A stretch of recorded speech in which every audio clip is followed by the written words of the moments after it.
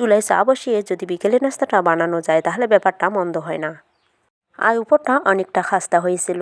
একটা পেনি পরিমাণ মতো তেল দিয়ে 4 চা চামচ দিয়ে দিচ্ছি কালো জিরা আর জিরা, একটার মতন পেঁয়াজ কুচি, আরও দিয়ে দিচ্ছি 1/4 চা চামচ করে লাল মরিচের গুঁড়া আর হলুদ গুঁড়া।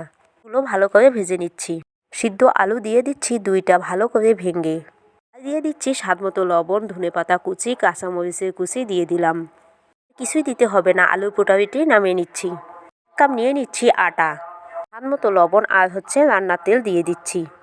কুসুম গরম পানি দিয়ে এটা সফট বানাবো, তাহলে এটা ইনস্ট্যান্ট বানানো যাবে। যে কয়টা হবে ওরকম করে বলের মতন বানিয়ে নিতে হবে। আমি একটা ড্রো হাতে নিয়ে এভাবে একটা টুপির মতন বানিয়ে নিচ্ছি। মাছ বরাবর পুরটা দিয়ে এভাবে করে মুড়িয়ে নিয়েছি।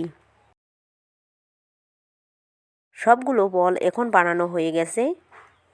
মিডিয়াম আঁচে তেল গরম করে এগুলো সবগুলোই দিয়ে দিলাম। এগুলো ভেজে যাওয়ার পর কাঁচামরিচ দিয়ে দিচ্ছি।